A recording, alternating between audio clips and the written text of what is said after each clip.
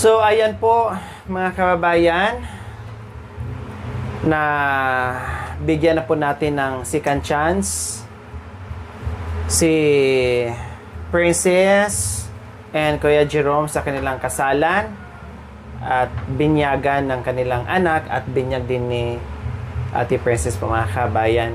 Sana sa naging decision ko po, mga kababayan, ay naunawaan, no, na kung bakit Ginoo po natin, mga kabayan, alang-alang sa kanilang kasal at sa mga bata. Ako na po humingi ng pasensya, no, sa naging decision ko na ituloy yung kanilang kasalan at binyagan po, mga kabayan. Okay, so ngayon po, mga kababayan, ang salitang second chance ay hindi simpleng salita lamang po, mga kabayan. At yung pagtuloy ng kasal at binyagan ay hindi lang din po dahil sa salitang iyon. Siyempre po, mga kabayan, ay merong mga kondisyon. May mga kondisyon, Ate Princess and Kuya Jerome, ha? So, ano-ano nga ba ang kondisyon para matuloy ang kasalan at binyagan? So, siyempre, hindi ibig sabihin, Kuya Jerome and Ate Princess, na kapag tuloy ang kasalan at binyagan ay magiging panatag na kayo at magiging okay na kayo. So, condition to dahil sa gustuhan namin na mapaayos, na hindi lang kayo magiging masaya dahil tapos na ang kasal. Hindi lang kayo magiging masaya kasi tapos na ang binyagan. Hindi lang kayo magiging masaya kasi wala na kayong obligasyon, kumbaga nagawa na natin o nakasal na kayo or nabinyagan na. Siyempre, yung kondisyon na yon, na natiling magiging masaya kayo, lalo na sagrado na ang inyong pagsasama, kung halimbawa tuloy ang kasal, no, matapos ang kasal at binyag ng inyong mga anak.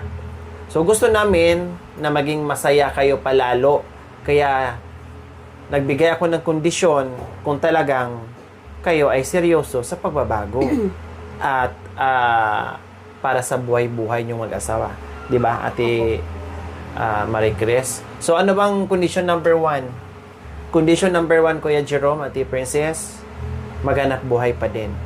Huwag iwala. Ha? Huwag iwala. Maghanap buhay pa rin para sa pamilya. At kung anong sipag mo noon na nakita kita, kaya naantig ang puso ko, nahuli mo ang puso ko nung nakita kita kung gaano ka kasipag, tiyaga sa paghahanap ng pasaheros para may maiuwing pagkain para sa pamilya, yun pa din. Bagkos, dublihin mo pa. Dahil lalo kang sisipagin at lalo kang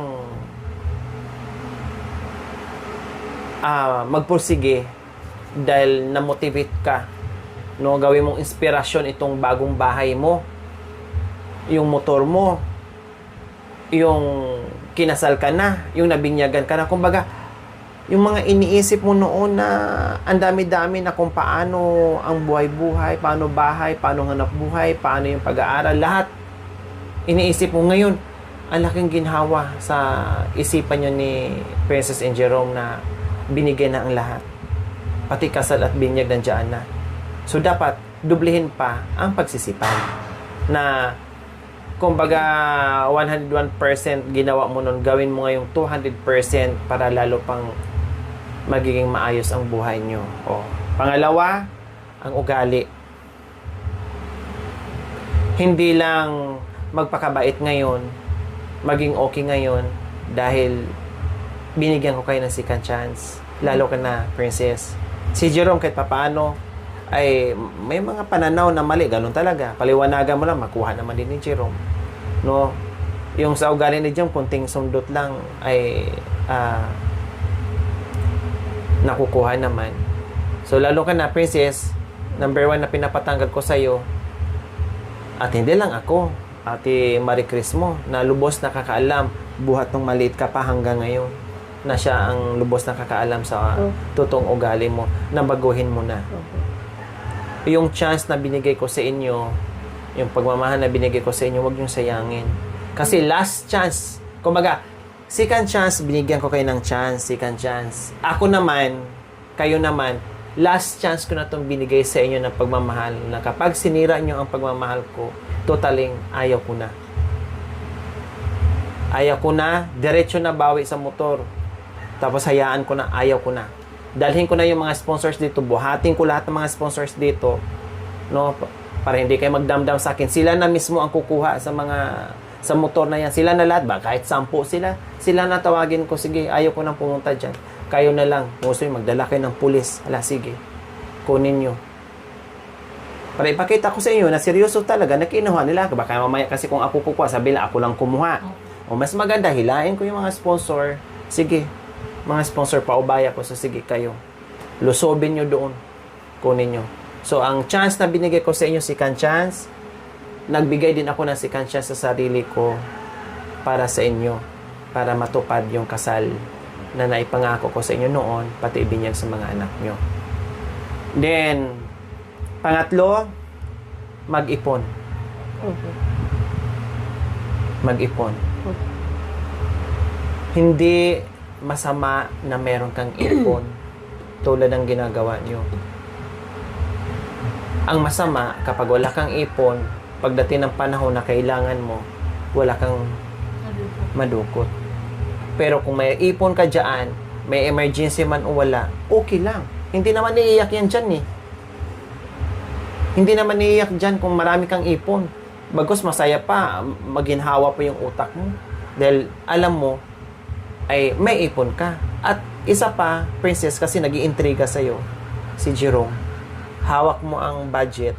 Kapag nakabili na si Jerome ng ulam, bigas, pagkain nyo, sa tanghali. Kasi feeling ko, nakukuha ni Jerome sa kalahating araw ang buong pagkain nyo mula umaga hanggang hapon. Kahit kukuha ka ng 200, nakukuha niya eh. Kahit 300, makukuha niya. Bali, ang kita ni Jerome sa hapon, ay sa tanghali hanggang maghapon, sa another half day, yun na yung pinakaipon mo. Kahit kumurot ka doon ng pamerienda nyo, no problem, malaki pa rin ang matitira. Tama? Okay. Ate Marica. Oh, 'di ba? Meron pa din. 'Yun ang unti-untiin mo. Kahit sabihin na natin hindi kayo magbangko, sige. Basta ang maipon nyo pang gasol, pang kuryente, pang tubig, ano pang kailangan nyo. So, yun naman ang binabayaran nyo eh. 'Di ba? So, iniintriga si ni Jerome, ikaw ang magpuslit para itago mo tulad ng ginagawa nyo ngayon. Hindi ko yan pinoprosige sa inyo para ipunin nyo, para ibigay nyo sa akin. Hindi. At ibigay sa ibang tao. Hindi. Ipunin nyo yan, tinuturuan ko kayo para wala naman din ibang makinabang, kundi kayo lang din. At lalo na yung mga anak nyo. Tama ba? Porsigihin ang motor Jerome. Ha?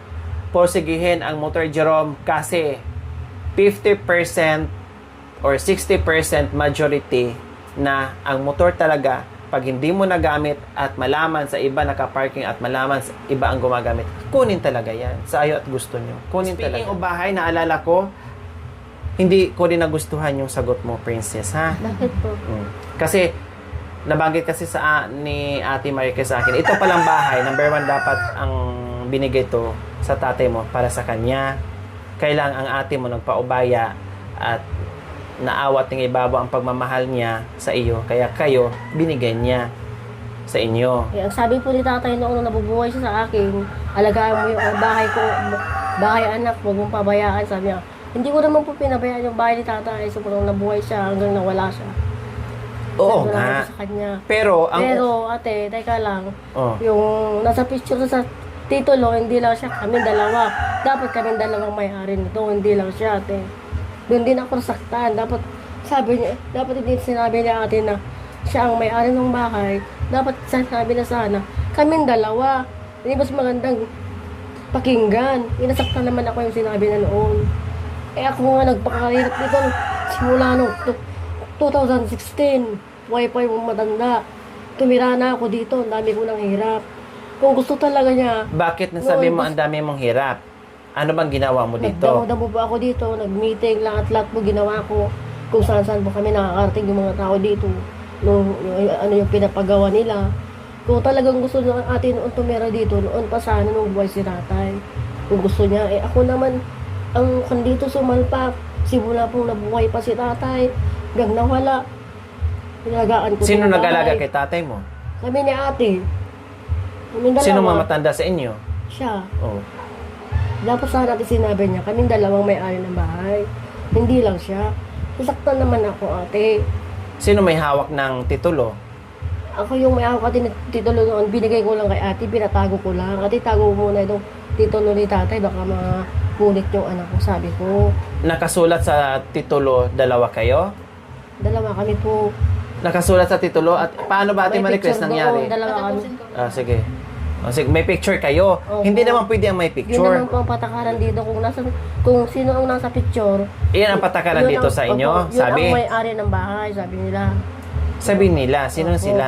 Yung mga beach WD po dito noong nung magbi-meeting kami. Matagal na po yun po ang sabi ng kapitan namin noong dati doon.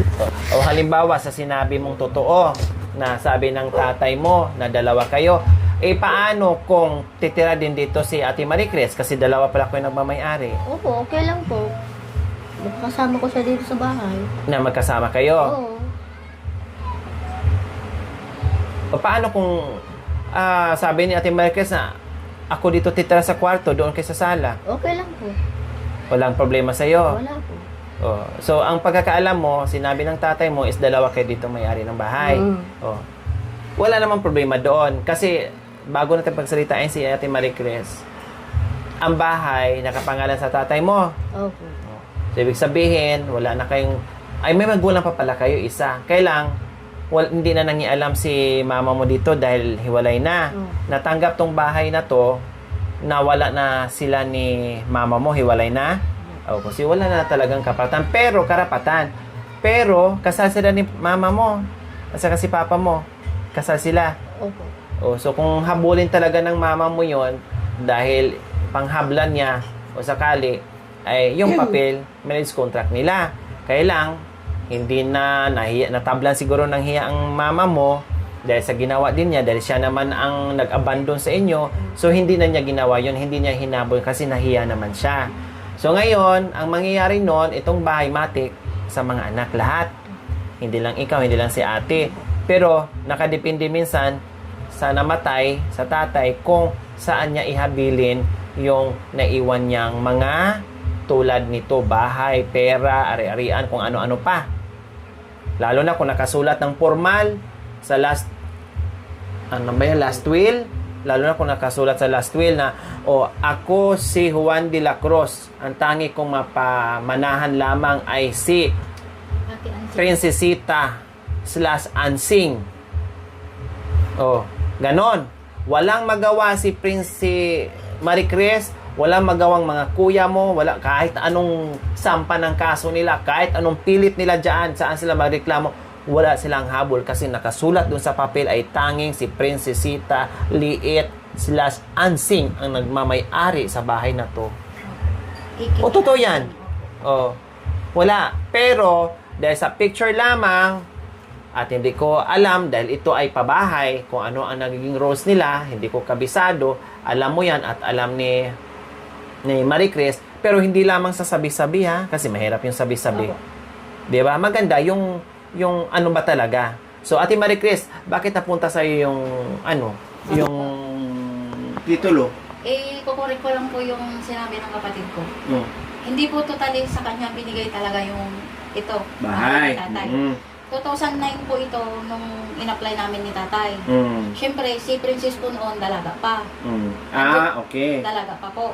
Andun talaga sa puter na ni tatay, nakatira sa kasa, sa bahay po namin doon. Pero yung lupa po kasi noon doon, sa bahay na kinatatayuan ng bahay namin, hindi po namin pag-aari.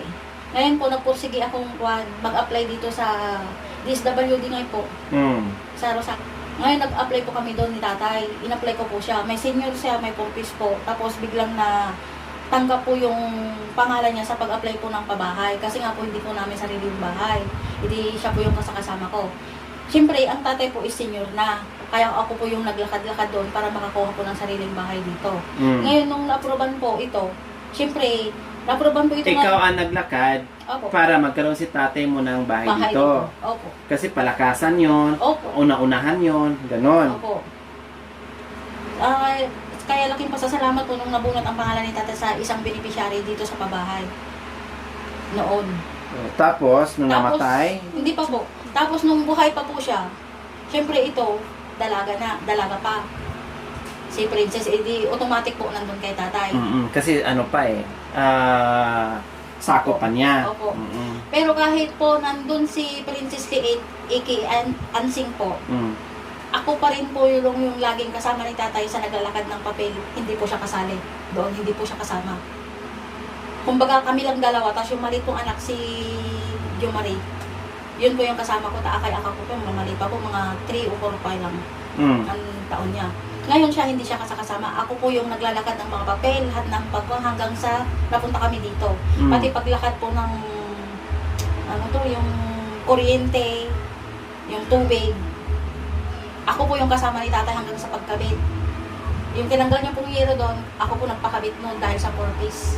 Dinagdagan lang ni tatay dahil sa senior niya kasi kulang po yung pera ni tatay. Kasi naawa ko sa tatay pag umulan noon, yung tubig, pag humangin, gumaganyan. Kaya So nakatanggap ka ng purpose, binili mo ng yero po. at dinagdagan ng tatay mo para mabuo ka rin sa senior. Mapakabit. Yun po ang nangyari. Ngayon, syempre ma'am, ako may asawa. Siya noon, Dalaga pa. opo. Syempre, hindi pa sila nagkakilala ni Jerome. Ngayon, ang tatay, pupunta-punta rito, pero siya naiwan po sa bahay naming luma. Nakilalakihan po namin. O di, syempre po, wala namang magbibigay sa kanya ng pagkain kundi si tatay. Sa syempre, si tatay naghanap buhay siya noon, hindi pa masyado siyang pupunta sa bukid, kaya umaasa kay tatay. Kasi dalaga pa. Opo. Ganun po ang nangyari noon. Kaya po siya napasama sa picture na sinasabi niya na dalawa kami, pangatlo. Eh di syempre, yung sabi mo, kung sinong may picture siya, may karapatan din, may karapatan po yung anak ko. Ganon, takasali dun sa picture kahit pakita ko po. Pero yung titulo na yon, si tatay po mismo ang may pangalan, hindi po ako. Hindi ata ba yan yung picture? Opo, hindi po. Pangalan talaga. Kung sino po yung nakapirma doon. Baka requirements lang. Opo. Pero ang nakalagay po na beneficiary talaga doon, ako po mismo kasi ang nagsulat, hindi po ang tatay. Pero bago ko po nilagay yung pangalan ko doon, tinanong ko muna si tatay. Kung papayag siya. Opo, tatay sabi ko, kailangan ang beneficiary. Sinong ilalagay natin dito, sabi niya. So, sino pangalan ang nakalagay sa beneficiary? Ako po. Wala tapos, nang iba? Ako po, tapos yung mga anak kong dalawa. Ayun lang ang nailagay mo. Na, tinanong ko po siya kung sinong ilalagay. Ikaw na anak, sabi niya, ikaw naman ang tumutulong sa akin, sabi niya. Saka yung sinasabi niya pong picture, kaya po napasama siya noon doon. Kasi nga, kailangan ng family picture. Eh, syempre, dalaga, kaya sinamin tatay. Pero akay-akay ko yung isang maliit ko, tapos ako, kaya napasama ko siya sa picture. Pero kung until now na dalaga si Princess, malamang malaki ang habol niya, no? Malamang malaki ang habol niya kasi kumbaga single siya. Kailan nagkaroon na ngayon ng ng asawa, so magiging mangyari niyan is hati-hati sana, pero ang nangyari ay ikaw ang naging beneficiary doon. Opo.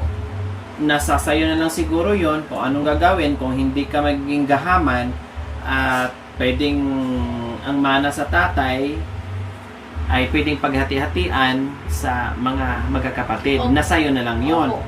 no? Pero ang tiyak nakakaalam dyan, ang abogado, kung talagang nag-away-away, kung paano gagawin yung ganyang sistema. Opo.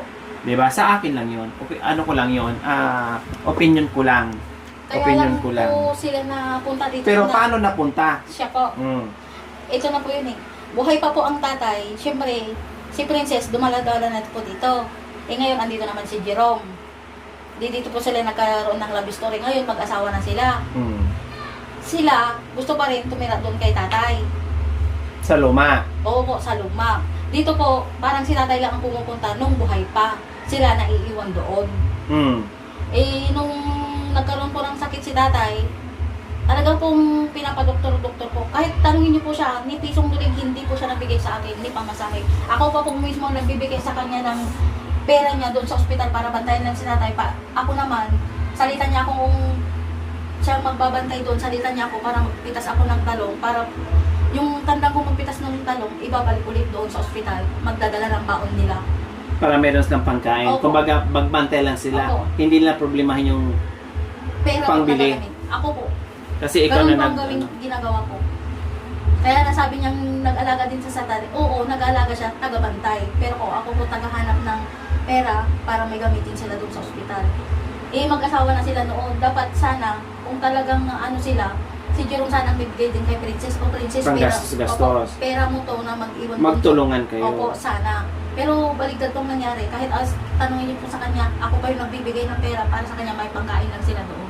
Para bantayan lang si tatay, wag iwan. Na hindi ka mahirapan kasi kung ikaw Opo. magbantay, hindi na makakilos, makagawa ng parang kung paano yung Opo, pera. maiwan yung pasyente ko doon na walang tagabantay. Tapos ako, pupunta pa po sa bukid para lang makahanap. Tapos babalik ulit magbabaon ng kakainin namin dalawa yung pasyente. Naitanong ko lang, Princess, naitanong ko lang yan. Kasi, Oh, ba't ka iiyak? Kaya nga pinapaliwanag ko para clear. Hindi pa kasi ako tapos iiyak ka na naman din. Tapos na nga dapat magsaya ka na kasi kakasal ka na. Oh. Yun. natanong ko lang yan, Opo. no? Natanong ko lang yan. Kasi, ayaw ko, pagdating ng panahon na pag-aawayan ito ng Kaya magkakapatid. nga po. Kaya kinaklaro ko lang. Naalala mo na naman si tatay. Ha? Naalala daw po. Kasi ayaw ko na pag-awayan ito, kung kailan gumanda sa kapag-awayan, ilan kayo magkakapatid? Siyam po. O siyam. O sige. Hatiin natin to ng tag-ilang ruler to sa siyam. Ito, gawin ting tatlo, ang CR. Pwede naman, gawin natin siyam. Kailan, hindi nyo na matulugan. Ang tulog nyo patayo.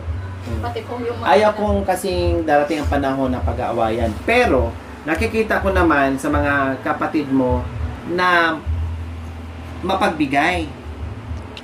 No?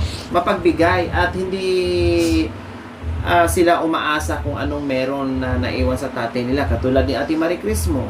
Binigyan ka ng konsiderasyon. Mas pinili nilang doon sila nanirahan kaysa dito. Dahil alam nila mas kailangan mo dahil sa mga anak mo. Kasi kung kamkamera yan o gahamera yan, ay wala na. Mas piliin pa yung mabakante itong bahay kasi tirahan sa isang kapatid o sino mang tirahan. Kasi baka mamaya pagdating ng panahon ay titira sila. So hindi niya inisip yun. Malaya kayong tumira dito. Kung talagang gusto ko kukunin tong bahay sa kanya, noon pa po sanang buhay ang tatay. Oo. Kasi tinanong niya ako kung gusto kong tumira doon. Kaso kung hindi ko maiwan ang tatay doon sa amin. Kahit na, opo, malakas pa po siya, kaya pa niyong kumita ng para Pera. sa sarili niya. Pero sila po, nakadepende kay tatay noon talaga. Si tatay ang bumibili ng bigas. Oo, bumibili rin sila. Pero minsan Mas malaking ambag ni tatay. Opo. Doon po ako sumasama ng loob. Imbis na Tulungan nila. sila na ang bili kasi mas malakas sila kaysa doon sa matanda. Umaasis na kay tatay. Opo. Doon po sumasakit ang Kahit ako, ganun din. imbis Na na inisasahan mo na matanda na ang magulang, na ang anak sana ang bigay po. magbigay o bubuhay, pero baliktad ang Opo. nangyari. Si tatay po mas nagbibigay sa kanya kaya sabi kong mas paborito siya. Kaya nung nagkasakit pong tatay, ganun po ang nangyari. Inalagaan ko po talaga hanggang sa naging huli yung hininga niya. Talagang ako po yung kaantabay niya doon. Hanggang sa pagpunta, paglabas, ako po talaga. Siya, nakatipindi talaga po kay tatay. Kung wala na pong maibigay kay tatay at wala rin silang makuha, wala na po. Sa akin po pupunta ang tatay magsabing ganito, ganyan. Ang nasa puso ko naman, bakit kakarguhin ko pati sila? May asawa na po. Na dapat si tatay lang. Opo. Kaya nasabi ng tatay na huwag pong pabayaan si Princess kasi nga ganun ang nakikita niyang estado po sa buhay nila.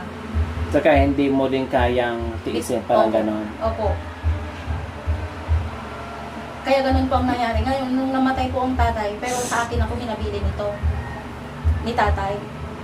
Pero hindi ko po hiniling kay tatay na, oo tatay, akong titira doon. Kami ng mga anak ko. Siyempre ma'am, kung talagang masama pong ugali ko, wala ko rin po ako matirahan talaga. Yung lupa doon na nakita nyo na may mga mangga-mangga, doon po ang tirahan namin dati, yung may papasok doon sa Patawayan, doon po ako. Pero hindi po namin kasi lupa yun.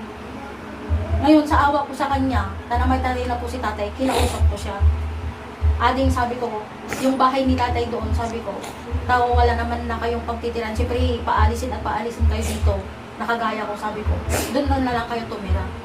Paano yung ibang mga kapatid? Hindi nagtatanong dito, Kaya nga po, hindi kine-question. Kaya nga po, wala silang tanong-tanong kasi alam nila na ako talaga yung ano dito. Aware na sila. Alam Opo, na nila yung mga alam na kapatid. nila po.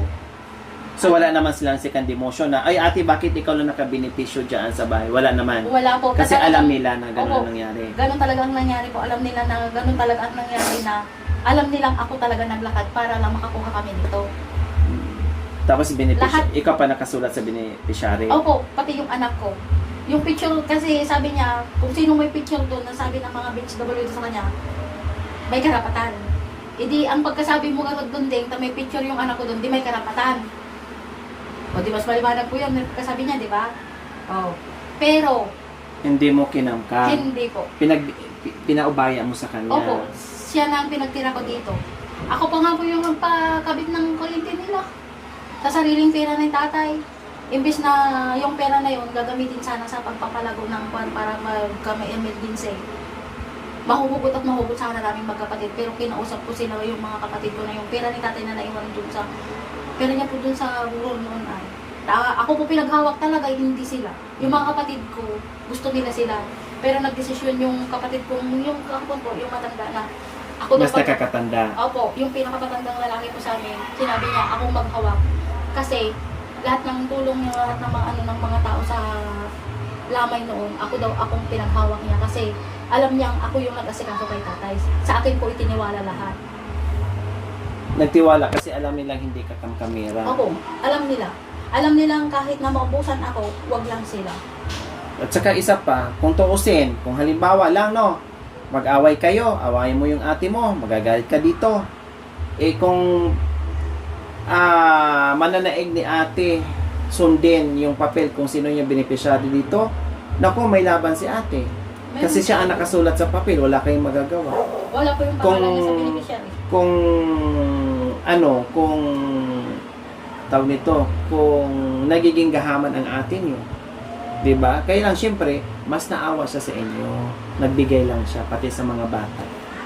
Sinabi ko po sa kanya yan, mahal Kaya ko huwag kang lang masaktan. matirhan. Kasi kahit nagsabi si ate mo na siya, dahil tama nga naman din siya na siya lang man nakalagay doon sa beneficiary, kasi nagbase sa beneficiary, siya lang nakasulat, ay huwag kang masaktan. Kasi ganun pa man, ang sinabi niya, hindi ka naman din dito palalayasin ng ate mo. Bahay na nga niya po yun. Oo. Bahay nila, hanggang sa makasal sila. Kaya lang hindi mo lang naintindihan yung mga bagay-bagay. Kaya si Princess po mga kami minsan, yung bang salita mo na pagsalitaan mo or advisean mo na ganito na para sa atin, para ikabubuti. Opo. Kaya lang, medyo hindi masyadong maunawaan ni Ate Princess na parang feeling niya, happy siya, feeling niya, pinagtutulungan siya, feeling niya, masama siya, feeling niya, hindi niya naunawaan, hindi ka agad mag-a-absorb sa utak ng mga kabayan na itong mga sinasabi natin ay kabutihan, hindi kontra, at hindi natin sila minasama, inaayos lang natin Opo. yung mga paniniwala nila na kailangan pa talaga injikan mo kasi kulang pa talaga. Kailangan talaga na kumbaga hilaw pa talaga as yung mga kabayan. Kumbaga blank disorder, parang ganun po mga kabayan ang nangyayari. So kayo na ang umintindi doon, blank disorder, kung ano mang kailangan tayo na or ako na o tayo ay talagang malawak yung pag-uunawa. 'Di ba? So, wag mong problemahin. Baka napapahala po Oo. siguro na bawiin ko. O dahil ang ate mo naman nakitaan ko na walang ganong pag-uugali. Siguro kung ibang kapatid 'yon, nako, kasi mayroong kapatid hindi katulad ni hindi lahat ng kapatid na katulad ni Ate Marie Chris. Merong kapatid, kahit nga sa akin, meron akong kapatid na black sheep. Hindi ko rin ikanahihiya kasi totoo naman talaga. No, may black sheep kong kapatid na kamkamero. Oh. 'Di ba? So magagawa 'yon. Pero nakita ko dito sa atin mo ay hindi. Kahit sabihin mo hindi ka kasama doon sa beneficiary, picture lang, walang batayan yung picture lang yun eh. Dumikit lang yun doon. Wala akong pirma. Oh, walang pirma, walang hindi katibayan 'yon, hindi matibay na katibayan yung picture na 'yon. Kung sino talaga doon nakapirma at sino ang nakasulat. Na legal yun. Kung halimbawa naman ang ate mo ay okay, maging fair na lang ako sa inyo kahit sa akin to nakasulat. Maging patas ako sa inyo kasi pare-parehas tayong mga anak ni tatay. O sige, paghati-hatian natin to dito. Sige, gawa ka ng kwarto dyan, kwarto dito. O sino titira sa CR para nandoon na lahat. O. Or ibenta natin to para walang away. Ibenta natin to, hati-hati. Pwede naman ganun. Depende sa pag-uusap. Yun po ang gusto kong sabihin. Kung talaga pong masama ang ugali ko, pwede namang maibenta ito kagaya sa kanila, 55,000. Ginawa ko po para hati-hatian na lang, para hindi... Para walang away. Opo. Pero ang Yan ang the best way. Opo. Kasi kung magtira kayo dito lahat siyam plus mga anak at apo, hindi kayo magkakasya. Mag-away-away din kayo dito kasi magulo. Ang mainam, ang the best way talaga doon is ibenta din hati-hati sa mga magkakapatid. Pero mas O ano, ibenta nyo? Kasi may pambili ako ngayon. Hindi po. Ayoko po ko ibenta. Ala-ala ko po to kay tatay. Hindi, bibilhin ko na sa pangalan ko na pero ikaw pa rin patirahin ko. Ayoko. Ay, bakit ikaw kausapin ko? Wala ka palang pirma. Ito pala. Ha? O paano yun? Bilhin ko na lang ate, pangalan ko, para wala nang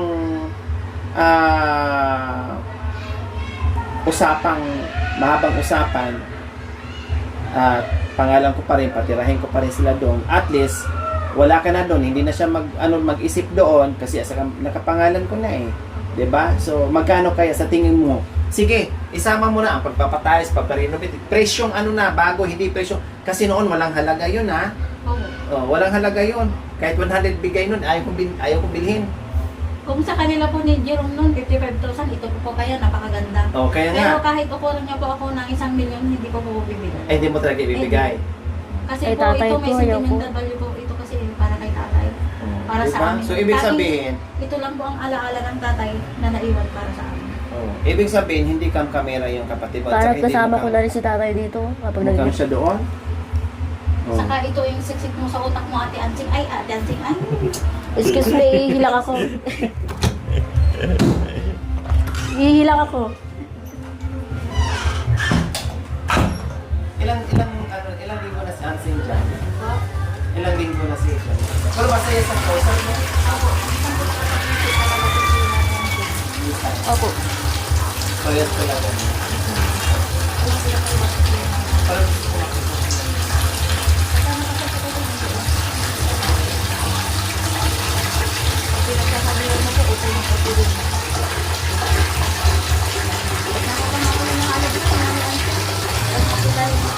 Mas updated ka pa dun ah. Parang kaya tinilan, na-curious siya sila.